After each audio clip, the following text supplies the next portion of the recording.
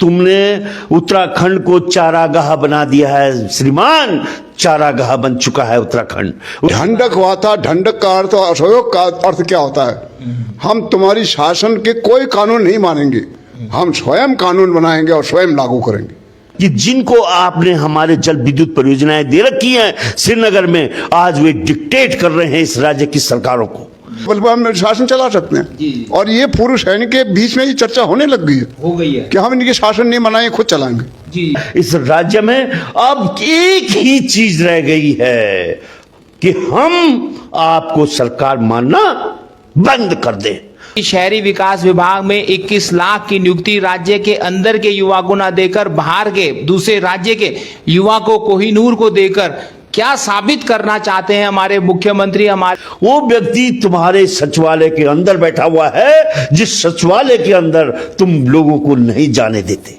ये जो है ये इसमें कुछ न कुछ साठगांठ की संभावना दृष्टिगोचर होती है। शासन प्रशासन की जो पारदर्शिता समाप्त करने की है। चुनाव के दौरान, मैंने कहा चुनाव के दौरान में एक व्यक्ति को एक अपॉइंटमेंट देते हो और बड़ी खुशी देते हो, छोटी मोटी नहीं, और उस कुर्सी में तैनात व्यक्ति पे अगर हम सवाल खड़ा कर रहे हैं तो उसका जवाब तो 1 मिनट में आना चाहिए था। आप देखो, नेशनल सिक्योरिटी एडवाइजर से लेकर चीफ ऑफ डिफेंस स्टाफ इस राज्य के लोग हैं और सीमाओं में तैनात फौजी, उसके दिल में क्या बीत रही होगी कि उस राज्य में चोरों के द्वारा ये राज्य संचालित किया जा रहा है। यहां पे हमें परेशानी हो रही है। विज्ञापन देके उनके करते 10 आदमी आते उसमें सिलेक्शन करते यूपीएससी से। आपके पास यूपी से है, ये क्यों बैठा है यूपी? उनको क्यों पालना हुआ यूपीएससी वालों को? जी। या तो ये स्वयं में ले रहे हैं, तो अगर स्वयं ले रहे हैं तो अपराधी हैं, और कोई इनसे करवा रहा है तो फिर देवतुल्य जनता के साथ धोखा है। उन्होंने डंडे खाए, जेल गए, और उसके बाद हमारी जो जनता है वो मूक होकर लगभग देख रही है। इसमें हमें आहत होते हैं, हम दुखी भी होते हैं। साथियों नमस्कार, इस वक्त हमारे साथ परम सम्मानित पांगती जी भी हैं, थपलियाल जी भी हैं। इनके परिचय की इसलिए जरूरत नहीं है कि आए दिन ये हमारे चैनल के माध्यम से आपको जागरूक करते रहते हैं। जो मकसद जो है हमारा है उत्तराखंड बचाने का, पहला मकसद था उत्तराखंड बनाने का, अब मकसद हो गया है उत्तराखंड बचाने का। और उत्तराखंड बचाने के क्रम में अब बहुत बड़ा मुद्दा जो सामने आया है, वो मुद्दा आया है 21 लाख रुपए की शहरी विकास विभाग में सलाहकार की नियुक्ति को लेकर। और उस नियुक्ति के संदर्भ में जो आपको ढंग से बता सकते हैं, ढंग से समझा सकते हैं, वो पांगती जी हैं, क्योंकि ये डीएम साहब भी रह चुके हैं, गढ़वाल आयुक्त भी रह चुके हैं, और छोटे मोटे राज्य में नहीं, अविभाजित राज्य उत्तर प्रदेश में रह चुके हैं। जागरूक करना चाहते हैं क्योंकि उत्तराखंड तो बना दिया हमारी शहादतों, कई शहादतों ने मिलकर, अस्मत को दांव पर लगाकर, लेकिन अब बचाना, जो बचाना है सबसे बड़ा काम होता है बचाना, वो कैसे बचाए जाएंगे? उसी क्रम में कि शहरी विकास विभाग में 21 लाख की नियुक्ति राज्य के अंदर के युवा को न देकर बाहर के दूसरे राज्य के युवा को कोहिनूर को देकर क्या साबित करना चाहते हैं हमारे मुख्यमंत्री, हमारे मंत्री? बहुत बड़ा सवाल है। क्या कहेंगे पांगती जी, कैसे हो गया ये सारा कर्म? ऐसे व्यक्ति को जो है 21 लाख रुपए राज्य सरकार देने जा रही है, ये किस प्रक्रिया के तहत ये सब हुआ है? ये जो है ये इसमें कुछ न कुछ साठगांठ की संभावना दृष्टिगोचर होती है। शासन प्रशासन की जो पारदर्शिता समाप्त करने की है कि हर एक पद के लिए समाज में आपको एक्सपर्ट मिल जाएंगे। हमारे खासकर हमारे पर्वतीय क्षेत्र में, खासकर देहरादून में, हर विषय के विशेषज्ञ यहाँ पर निवास करते हैं। जी। फॉरेस्ट इंस्टीट्यूट इतना बड़ा यहाँ है, फॉरेस्ट विभाग के इतने सीनियर लोग यहाँ रहते हैं। फौज के बड़े बड़े जनरल रहे हैं जिन्होंने लड़ाई लड़ी है, वो यहाँ रहते हैं। विभिन्न विभाग के आईएएस ऑफिसर यहाँ धरे पड़े हैं, एक से यही के नहीं, आपको देहरादून में यूपी के सीनियर ऑफिसर भी यहाँ रहते हैं। मध्य प्रदेश के सीनियर ऑफिसर यहाँ हमको बता देंगे, यहाँ उनका भवन है। बाहर के जो अच्छे जो दिल्ली के से रिटायर हुए रहने के लिए देहरादून आना पसंद करते हैं, वो यहाँ मिल जाएंगे आपको। तो ये नहीं दिखा दिया आपको। ऐसे लोग यहाँ हैं। आप बाहर से किसी को ला के 21 लाख रुपया पर मंथ उसको आप पर ईयर दे रहे हैं। 21 ये लाख। काफी मोटी रकम है। ऐसे में आपको एक से एक एक्सपर्ट यहाँ मिल जाते। जी। तो आपने क्या ये गुप्त रूप से उसको सेलेक्ट किया? जी मान लिया आपने एटम बम बनाना है, सपोज। जी अब एटम बम बनाने वाला कोई विशेषज्ञ आपको उत्तराखंड क्या पूरे हिंदुस्तान में नहीं मिलेगा। तो आपको जहां भी मिले आप उसको सीधे भर्ती करने की आपको करनी पड़ेगी। तो वो तो होता है विशेष विषय के जो विशेषज्ञ हैं, जो हमारे मिलने की उम्मीद नहीं है, उसमें आप बिना विज्ञप्ति दिए हुए किसी को अपॉइंट कर सकते हैं।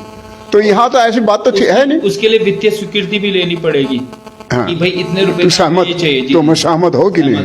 क्योंकि हमारे शहरी विकास विभाग के मंत्री जी भी वही हैं जिनके विभाग में ये रखा गया है, और वित्त मंत्री भी वही हैं। तो एक ही मंत्री के माध्यम से वित्त भी स्वीकृत हो जाएगा, पद भी भरे जाएंगे। तो इसमें आपको गोलमोल लिख रहा है कि ये पद का दुरुपयोग कहीं ना कहीं शहरी विकास मंत्री, वित्त मंत्री ने किया है। बिल्कुल। अब क्योंकि वित्त विभाग भी उन्हीं के पास है, मुझे तो मालूम नहीं है, आप कह रहे हैं। जी तो ये वो हो गया ना, स्वार्थ हो गया। मैंने वित्त विभाग से पैसा भी निकाल के देना है और मैंने उसी को जस्टिफाई भी करना है, उसके लिए सलाहकार रखना है। तो अगर आपने करना ही था, अपनी सलाहकार रखना था, आप स्वयं उसकी तैनाती न करते, मुख्य सचिव को कहते वो तैनात कर देते। आपको करना चाहता जो अपॉइंटमेंट सेक्रेटरी उससे कहते, आपने खुद ही कर दिया। खुद ही। क्या मतलब है इसका? जी। पारदर्शिता कहाँ रह गई? पारदर्शिता आपने नियुक्ति विभाग से नो ऑब्जेक्शन लेना चाहता। आपको वित्त विभाग के जो विभागीय अध्यक्ष है उससे नो ऑब्जेक्शन लेना चाहता। आपको जो होम मिनिस्ट्री से आपको ऑब्जेक्शन लेना चाहता। पहले तो उन्हीं को कहते कि आप अपॉइंट करके दे दो, जिसको आप उच्च शब्द दे दो। जैसे ये नहीं लोकसेवा किया। आयोग हमारे यहाँ जो नियुक्तियां करता है उसके माध्यम से भी उसके बाद आप विज्ञापन देके उनके करते, 10 आदमी आते उसमें सिलेक्शन करते यूपीएससी से। यूपीएससी से बहुत अच्छी। ये कर सकते थे। जब आपके पास यूपी से है, ये क्यों बैठा है यूपी से? उनको क्यों पालना और यूपीएससी वालों को? जी जी बहुत बड़ी बात यहाँ पर सामने आई है कि आप इन बिंदुओं को नजरअंदाज करते हुए 21 लाख रुपए सालाना पर एक सलाहकार रखते हैं। उसके बारे में हम आपको विस्तार से समझाने के लिए इतिहास के गर्भ में ले जाएंगे, जब हमारे शहरी विकास मंत्री प्रेमचंद अग्रवाल विधानसभा अध्यक्ष थे। तो विधानसभा अध्यक्ष रहते हुए जो विधानसभा अध्यक्ष के कार्य में रहते हैं सचिव बंसल जी, उनके माध्यम से भी विधानसभा में कई भर्ती घोटाले हुए थे, जिसके बाद उस भर्तियों को निरस्त करके उनको बेरोजगार कर दिया गया। इस तरीके का भर्ती घोटाला हुआ था। उस भर्ती घोटाले में भी देश के दूसरे राज्यों से भी कई लोग भर्ती हुए थे। तो कहीं क्या ये बड़ा गेम जो विधानसभा के अंदर हुआ था, और फिर चुनाव आचार संहिता में ड्राफ्ट भी बटे थे विधानसभा अध्यक्ष निधि कोष से, तो ये सारे गेम क्या आगामी चुनाव को मद्देनजर रखते हुए तो नहीं किए गए थे? ये बहुत ही चिंतनीय और निंदनीय विषय है, क्योंकि एक ही व्यक्ति जो लगातार हमारे सामने एक हम तो रिस्पेक्टेड बोलते हैं, कई बार बोलते हैं कि मैं अग्रवाल हूं, इसलिए मेरे को शायद इंकित किया जाता है। लेकिन मैं कहता हूं कि माफिया प्रस्त राजनीति इस उत्तराखंड को नील गई है, और जो एक्शन मंत्रियों के लगते हैं, ये जो हैं, या तो ये स्वयं में ले रहे हैं, तो अगर स्वयं ले रहे हैं तो अपराधी हैं, और कोई इनसे करवा रहा है तो फिर देवतुल्य जनता के साथ धोखा है। 42 शहादतों के बाद मिला हुआ ये राज्य और इसके युवा आज रोजगार की लड़ाई घुटनों के बल पे लड़ रहे हैं। और आप ही देखिए, उन्होंने पहले भी सवाल खड़ा किया, आसान नहीं होता लड़ना। उसमें उन्होंने डंडे खाए, जेल गए, और उसके बाद हमारी जो जनता है वो मूक होकर लगभग देख रही है। इसमें हमें आहत होते हैं, हम दुखी भी होते हैं। आज 2 दिन से हमारे युवाओं ने, बेरोजगार युवाओं का जो शीर्ष मंडल के नेतृत्व जिनके हाथों में है, उन्होंने एक सवाल खड़ा किया कि भाई मंत्री जी, आप जिस समय आप स्पीकर थे तो आपके टाइम पे बैकडोर एंट्री हुई थी, और अब ये जो एक चुनाव के दौरान में, निकाय चुनाव के दौरान में एक व्यक्ति को एक अपॉइंटमेंट देते हो और बड़ी खुशी देते हो, छोटी मोटी नहीं, और उस कुर्सी में तैनात व्यक्ति पे अगर हम सवाल खड़ा कर रहे हैं तो उसका जवाब तो 1 मिनट में आना चाहिए था। 1 मिनट में कि साहब हमने ऐसा मांग की और उसके बाद हमको ये व्यक्ति मिला, इस व्यक्ति की ये रिक्वायरमेंट है और इस पद पे हम रख रहे हैं। वो व्यक्ति तुम्हारे सचिवालय के अंदर बैठा हुआ है, जिस सचिवालय के अंदर तुम लोगों को नहीं जाने देते। बड़ा कठिन होता है तुम्हारे सचिवालय के अंदर आना, और उस सचिवालय के अंदर एक व्यक्ति लखनऊ से बैठा हुआ है और बोल रहा मुझे अपॉइंटमेंट नहीं मिला। तो देखिए, आप मजाक मत करिए। ये राज्य बहुत बुद्धिजीवियों का राज्य है। यहां पे कई जनरल्स, कई आईएएस अफसर और कई, आप देखो, नेशनल सिक्योरिटी एडवाइजर से लेकर चीफ ऑफ डिफेंस स्टाफ इस राज्य के लोग हैं। और सीमाओं में तैनात फौजी, उसके दिल में क्या बीत रही होगी कि उस राज्य में चोरों के द्वारा ये राज्य संचालित किया जा रहा है। यहां पे हमें परेशानी हो रही है। हम चोर कहेंगे तुम्हें, चोर। अगर तुम सच्चे होते तो हमारे उन बच्चों को पहले ही दिन बता देते कि हमने इस तरह का अपॉइंटमेंट इस व्यक्ति को दिया। कोई जवाब नहीं तुम्हारे पास। तुम बड़ी मीटिंग कर रहे हो उन बेचारे गरीब मां बाप के बच्चों के साथ। कहां से इतना समय उनके पास आएगा कि वो तुम राजाओं के साथ मीटिंग करके तुम उनको बहकाओगे कि हमने ऐसे रखा, ऐसे रखा। तुमने उत्तराखंड को चारागाह बना दिया है श्रीमान। चारागाह बन चुका है उत्तराखंड। उत्तराखंड को अपनी कुर्सी के लिए आप बेचने पे उतारू हो चुके हैं। आपने जिस तरह से इवन हमारे सचिवालय के अंदर गाड़ियां मतलब वो हायर की जा रही हैं, यानी जितना हायर करने में पैसा खर्च आ रहा है उसमें कई गाड़ियां यहां पे खरीद ली जा सकती हैं। लेकिन कौन बोले, कोई सुनने वाला नहीं है। इस राज्य में अब एक ही चीज रह गई है कि हम आपको सरकार मानना बंद कर दे। ये बड़ा, मैं एक फौजी होने के नाते मेरे को दुख हो रहा है कि आप पे विश्वास नहीं है सरकार।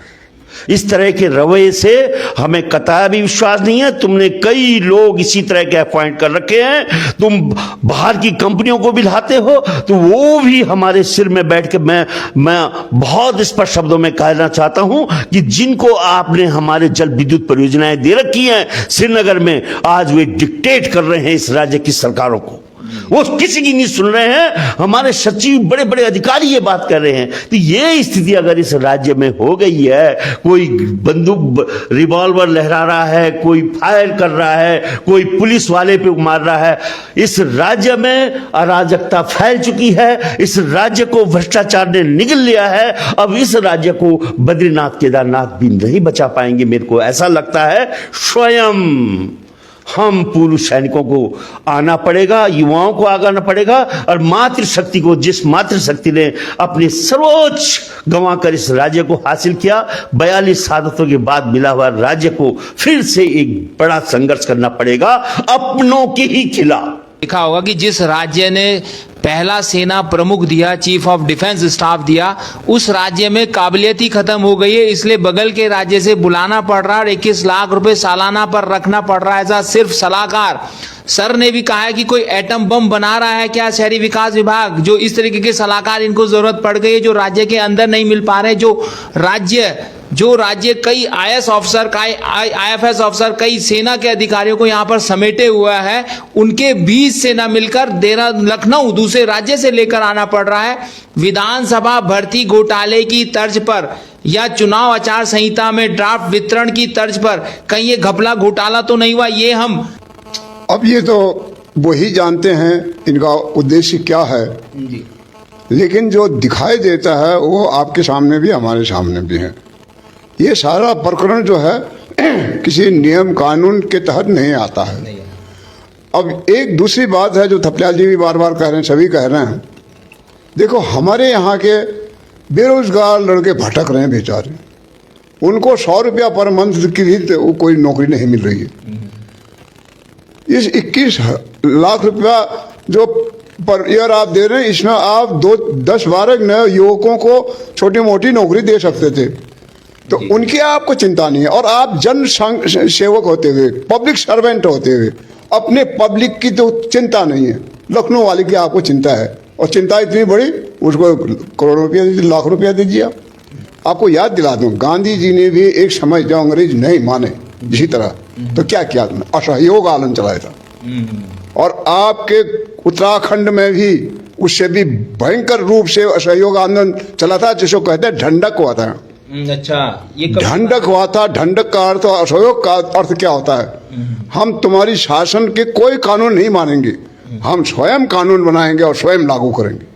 ये होगा अंत में। यहाँ ये धंधा हम क्या कहा आपने, ये कौन सा था? ढंढक कहते हैं उत्तराखंड में। जी, ढंढक, जी। ढंढक का पूरा इतिहास है। तो जनता ने कहा हमारे तुम लाख कानून पास करो, हम नहीं मानेंगे, हम अपना कानून बनाएंगे, खुद राज्य करेंगे, हम तुमको टैक्स भी नहीं देंगे। किस बात का टैक्स? तुम हमारे बदले तो कुछ करते नहीं, किस बात का टैक्स देंगे तुमको? और ये होने वाला है यहाँ, अगर ऐसे करते रहे। हमारे पास पूर्व सैनिक या यहाँ के सिविल सेवा के भी सेवानिवृत्त लोग इतने ज्यादा हैं हमारे यहाँ बड़े हुए। उत्तर प्रदेश में भी हमारे यहाँ के लोग, क्योंकि शिक्षा का यहाँ जो प्रचार है तो पढ़े लिखे लोगों का सब जगह डिमांड है। वो रिटायरमेंट होकर उसमें 50% लोग वापस घर आते हैं, यहाँ आते हैं। मैंने भी लखनऊ में नौकरी किया, अंत में रिटायर होकर घर आया। तो उनके माध्यम से हम स्वयं नियम बना के खुद शासन प्रशासन खुद चला सकते हैं। जी, जी, जी। हम पुलिस डिपार्टमेंट में हमारे पूर्व सैनिक हैं जितने हथियार को चलाने के एक्सपर्ट हैं, उनको पुलिस डिपार्टमेंट में भर्ती करते, तुमसे उसके बल पर हम शासन चला सकते हैं। जी, जी। और ये पूर्व सैनिक के बीच में ये चर्चा होने लग गई है हो गई है कि हम इनके शासन नहीं बनाए, खुद चलाएंगे। जी। बहुत बड़ी बात यहाँ पर ठीक उस तरीके से आने लग गई है जिस तरीके से अंग्रेजी शासन काल में आती थी। और हमारे जो बापू हैं, महात्मा गांधी हैं, उन्होंने अंग्रेजी शासन के खिलाफ जिस प्रकार असहयोग आंदोलन चलाया था, ऐसे ही राजशाही के खिलाफ एक दंडक व्यवस्था भी लागू समाज के द्वारा हुई थी कि हम आपका कोई कानून ही नहीं मानेंगे, ना हम आपको कर देंगे।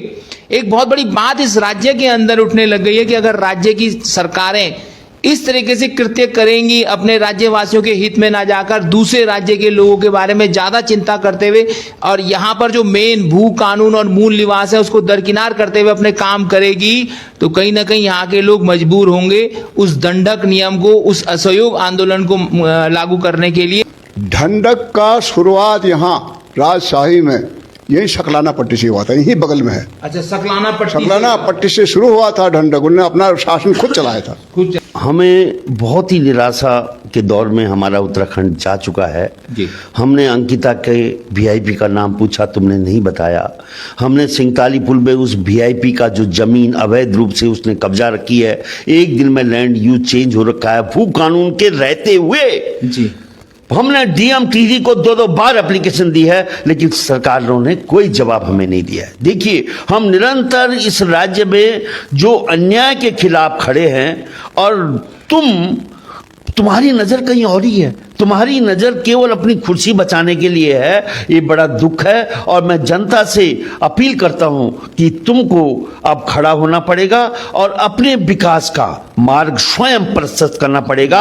और पूर्व सैनिक संगठन ने इस मामले में तमाम जगह, क्योंकि उत्तराखंड अकूत संपदाओं का मालिक है और इसको तुमने माफियों के हाथ में सौंप दिया है, और उनसे माफियों से छीनकर किस तरह युवाओं के हाथ में आएगा, इस तरह का एक नया युद्ध इस उत्तराखंड की धरती पे लड़ने का हमारा विचार है। इसमें आप लोगों का सहयोग चाहिए, और उस सहयोग में तीसरा विकल्प ही इस राज्य को बचा सकता है। नहीं तो बेईमान राजनीति ने हमारे को अपनी कुर्सी के लिए बेचने पे उतारू हो रखे हैं। हमारे संसाधन बिक रहे हैं, हमारी जमीन बिक रही है, हमारा जंगल बिक रहा है, हमारा पानी में हमारा अधिकार हमसे छीन लिया गया है। ये लड़ाई छोटी मोटी नहीं, ये आर पार का महाभारत उत्तराखंड देवभूमि में शुरू होगा, और इसकी शुरुआत उत्तराखंड के वो तमाम लोग करेंगे जिन्होंने इस राज्य को एक सपना संजोए हुए लिया था, और वो पूरी तौर से ध्वस्त होता हुआ नजर आ रहा है। दुख है हमें इस बात का। जी, जी। राज्य को किस प्रकार चलाया जा रहा है उसकी बहुत बड़ी बात यहाँ पर की है। पानी का बिल 10-10 हजार रुपये 2 महीने का आ रहा है, बिजली का बिल भी आसमान छूते हुए आ रहा है, जबकि विद्युत प्रदेश, जल प्रदेश इसको कहा जाता है। तो आखिर ये सरकार हम लोगों से चाहती क्या है? इसी चाहत अचाहत के क्रम में आप लोग अपनी राय जो है जरूर राय कमेंट बॉक्स में जरूर दर्ज कीजिए, क्योंकि हमारा काम है इनके विचारों को, जो उत्तराखंड के हितों के बारे में समझते हैं, चिंता करते हैं और आते जाते रहते हैं, इनके विचारों को आप तक पहुंचाना, और आपका भी काम बनता है इनके विचारों के माध्यम से सशक्त भूमिका दर्ज करना उत्तराखंड बनाने को लेकर। धन्यवाद।